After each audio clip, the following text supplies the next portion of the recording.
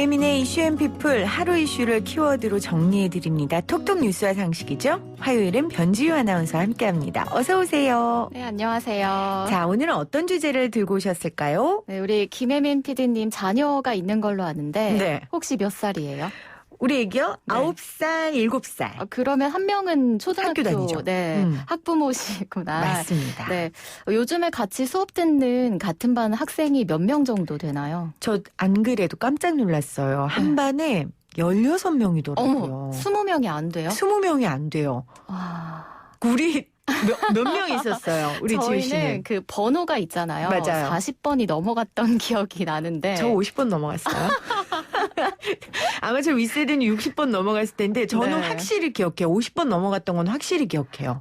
확실히 요즘에 많이 줄긴 줄었네요. 특히 요즘에는 이 입학 정원을 충원하지 못하는 대학이 늘고 있는데요. 지난 20일 교육부가 대학 정원 감축과 부실 대학 정리에 대한 방침을 발표했습니다. 오늘은 대학 구조 조정에 대해서 한번 알아보겠습니다. 와, 저도 아이 가진 부모로서 관심 가는 주제인데 네. 사실 대학교 미충원 인원이 갈수록 늘고 있잖아요. 네, 통계청이 제공하는 국가 통계 포털 코시스 자료를 보면요. 초중고등학교와 대학교의 학령 인구가 가파르게 감소하는 추세입니다. 올해 전국 대학 입학 정원이 47만여 명이었는데 입학 인원은 43만여 명이었어요. 그러니까 한 4만여 명이 미충원되면서 신입생 충원율이 91.4%였고요. 또 미충원 인원 중에 75%는 비수도권에서 나왔습니다. 이 미충원 규모는 갈수록 커질 것으로 예상되는데요. 고등학교를 졸업하는 대학 입학 학령 인구가 올해 47만 명대인데 2024년에는 43만 명대로 줄어듭니다. 또 대학 입학 인원은 37만 명대로 떨어질 것으로 추정되는데요. 대학 정원이 현재 47만여 명인데 이 규모가 유지되면 미충원 인원이 10만 명에 이르게 되는 거죠. 이 대학 구조 조정이 불가피한 상황입니다. 네, 대한민국이 아주 대표적인 저출산 국가고요. 정말 네. 인구 감소가 심각한 상황 가운데 대학 구조 조정은 불가피한 것처럼 보여요. 그렇다면 교육부의 대학 구조 조정의 구체적인 내용 좀 이야기해 주세요. 네, 우선 교육부는 내년도 정부 재정 지원 가능 대학 284곳과 재정 지원 제한 대학 18곳을 선정했습니다. 정부의 재정 지원을 받는 자율혁신대학에 대해서는 내년 3월까지 자율혁신 계획을 제출하도록 했는데요. 네.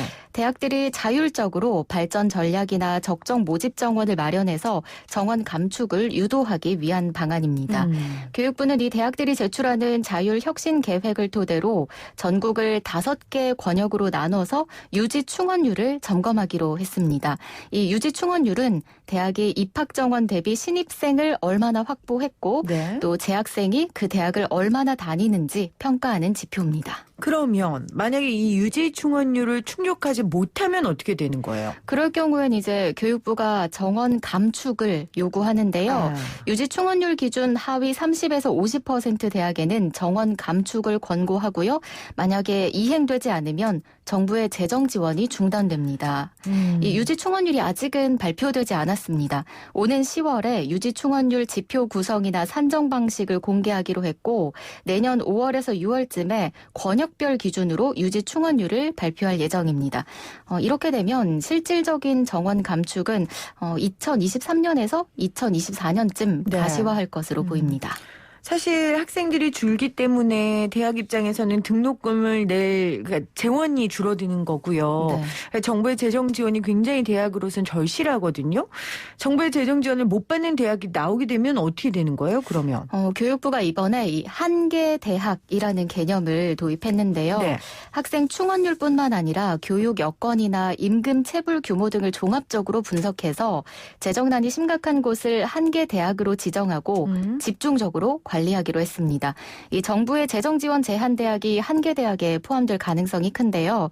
한계 대학으로 지정되면 재정 위험 수준에 따라 다시 3단계로 나뉩니다. 네. 1단계 위험 대학은 개선 권고, 2단계는 개선 요구, 또 3단계 위험 대학은 개선 명령을 받게 됩니다. 그러면 개선 명령을 받은 대학은 폐교되는 거예요?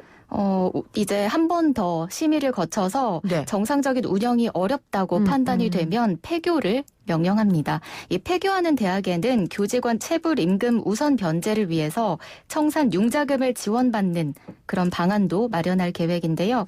한 개 대학 명단은 내년 중에 나오는데 네. 이르면 한 2023년부터 정부 정책에 따라 폐교하는 대학이 나올 것으로 예상됩니다.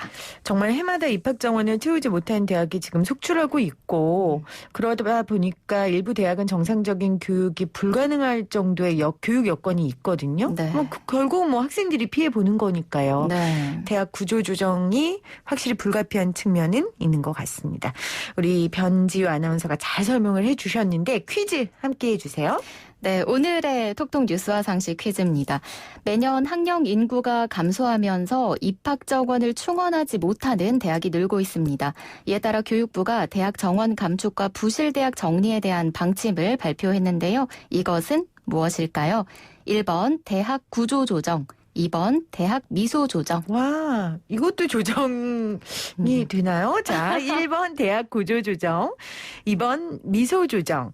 정답 아시는 분 단문 50원 장문 100원의 유료 문자고요. 샵 0945 우무정 0945로 보내주시면 됩니다. 오늘도 변지유 아나운서 수고하셨어요. 고맙습니다. 고맙습니다.